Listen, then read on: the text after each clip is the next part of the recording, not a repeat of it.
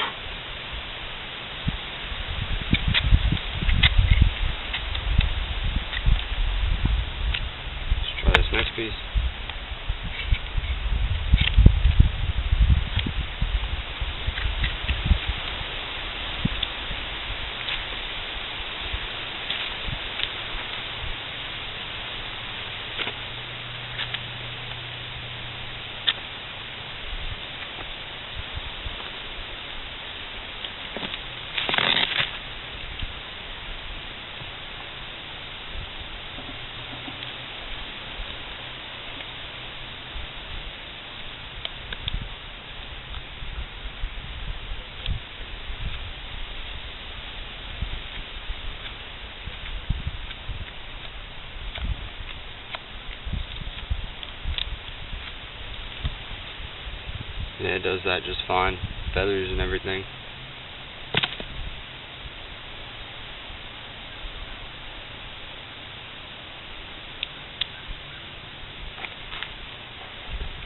Alright, so as you can see, it did just fine in the wood cutting.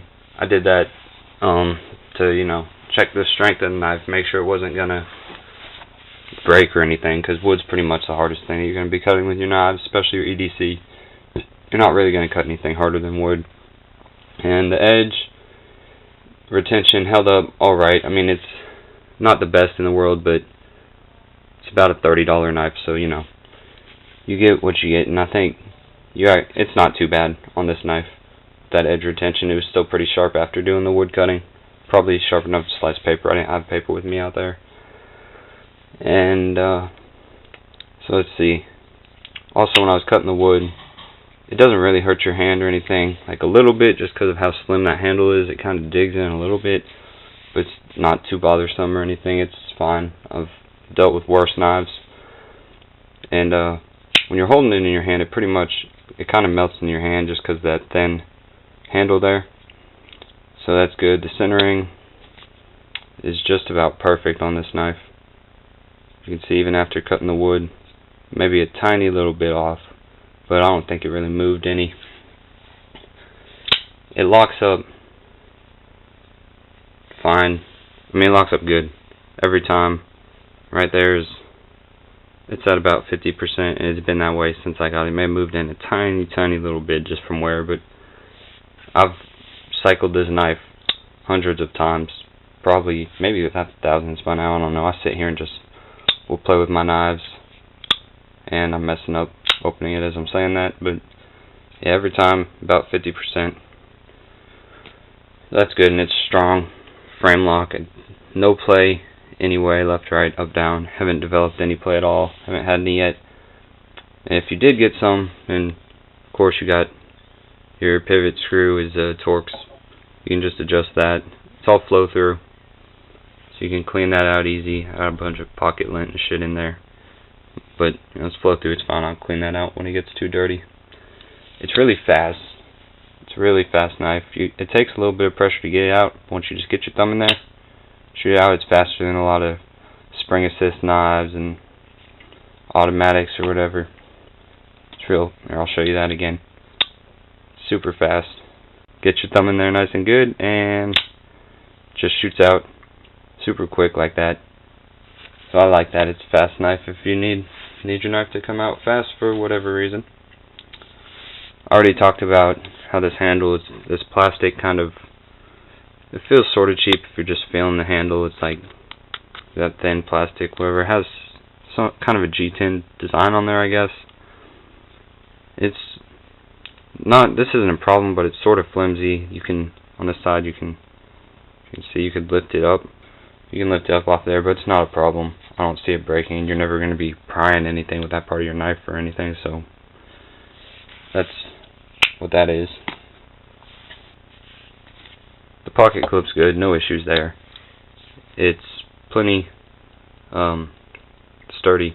I don't know, strong. It's plenty strong on there, and it comes out of the pocket nice and easy because it's smooth stainless handle scale. So, but it still grips good, so it's not going to fall out of your pocket or anything like that. There's a lanyard hole, so you can fit. I haven't put anything in there, but it looks like you could fit about one piece of 550 in there if you wanted to. I don't think you could double up or anything, but you could put a lanyard on there if you wanted to. This is a right-handed knife, definitely. The pocket clip is adjustable to tip up or tip down, but only on the right-hand carry side.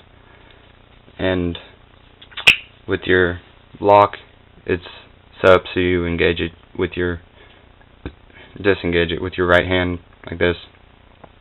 If you had your left hand. I'm sure lefties are used to figuring out how to do these right-handed locks anyways, because a lot of knives are right-handed. But that's on that side. It's got the right-handed lock, and the thumb studs, if you can see, are actually bigger. It has a bigger thumb stud on this side, which is where you'd be opening it with your right hand. On the left side, it's got a tiny little thumb stud, so if you're a lefty, you'd probably still do it just fine, but it might be a little awkward to get your hand in there. I'm right-handed.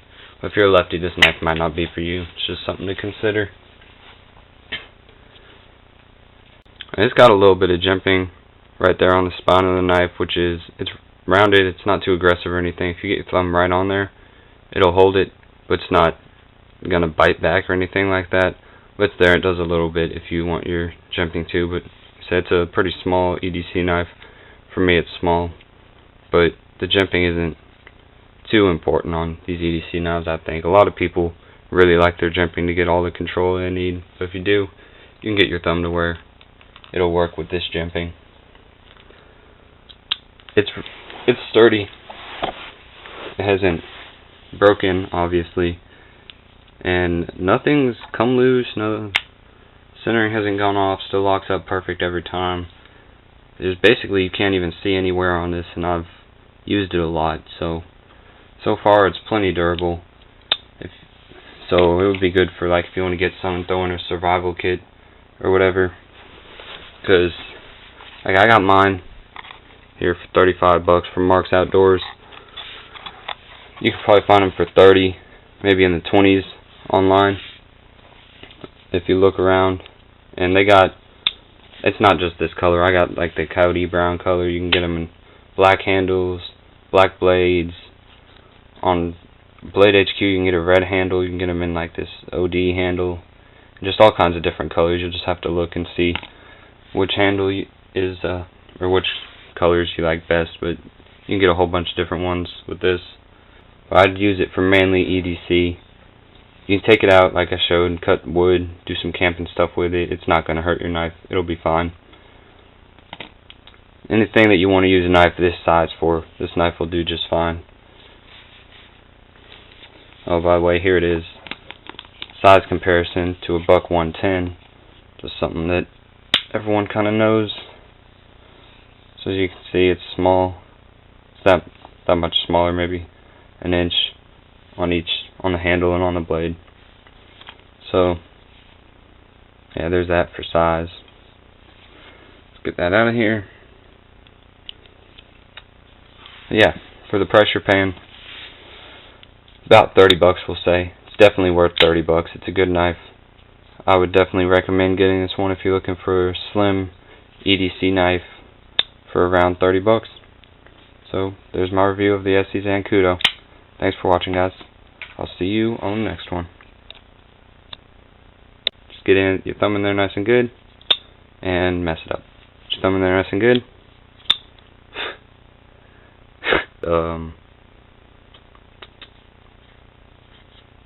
Off the liner.